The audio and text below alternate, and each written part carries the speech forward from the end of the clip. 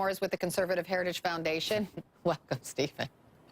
You know, this impromptu press conference, nobody's even talking about Davos because of all the unexpected things the president said.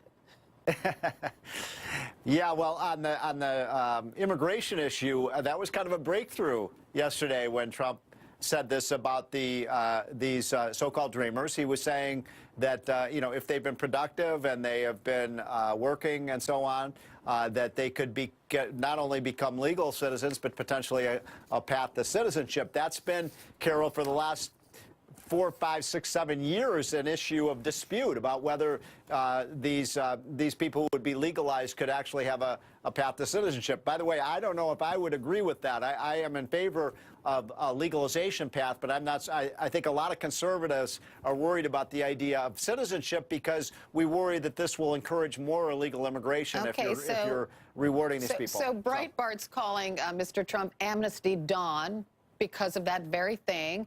Are you calling him Amnesty Dawn too today? No. Look, I do want to see a solution to the issue. I think there's still a lot of issues to be worked out in terms of getting to a solution. How many of these dreamers are there? You know, what are the conditions by which they can become legal and potentially a path to citizenship? So there's still a lot of things that have to be ironed out here. But look, I think if Trump could solve this problem, which George W. Bush couldn't solve and Barack Obama couldn't solve, I think he would be a hero, but it's got to be done right. And, you know, Trump will also insist on some changes to maybe the legal immigration system, and he will certainly insist, in my opinion, Carol, on more border enforcement and funding for that wall. Okay, so hopefully something will get done because, you know, lawmakers and politicians in Washington, they're playing with 800,000 people's lives, and that's just not right, right? They should know their fate one way or the other, and the agony should stop. So hopefully they'll come to some sort of conclusion, although I'm not going to hold my breath, Stephen.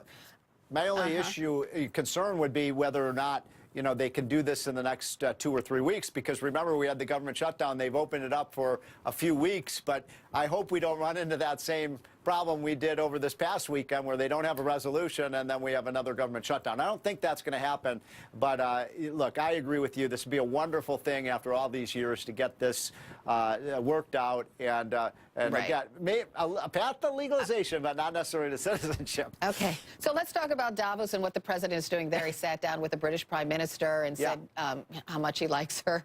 Sat down with the Israeli Prime Minister Benjamin Netanyahu and talked about moving the U.S. Embassy to Jerusalem. But the big moment will come when he stands before world and global business and political leaders in Davos and talks about how he wants to put America first. Right. What exactly does that mean? Well, you know, I almost fell out of my seat when he made this announcement a few weeks ago that he was going to go to Davos because, let's face it, I was actually in Davos last year, Carol, and Donald Trump, I assure you, is not a very popular guy there among the European elite. In fact, you know, they were quite concerned about this new president, and I think the reason that Donald Trump has made the decision to go is partly to take a victory lap and say, look at how much our economy has improved. We passed this tax cut. We've got all these companies moving back to the United States. We've got you know, a big surge in jobs, a low unemployment rate. I think he'll take a bit of a victory lap. But you know, when he talks about America first, it'll be interesting whether he expands that to, you know, not just America first, but to say, look, it's not just America first. It's we also want to have. You know, it's not America only. In other words, we do care about what happens in the rest of the world. But I'm sure he's going to use that line that he used at the UN where he says, look, I'm for my country first, America first. And I think he'll say to these other leaders, you should be for your country first.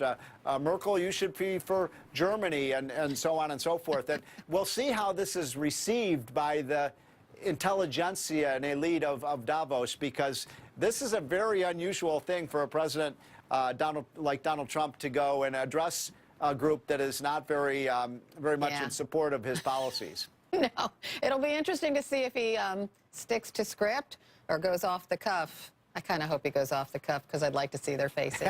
It's always more interesting, isn't it? Stephen Moore, thanks so much. The doom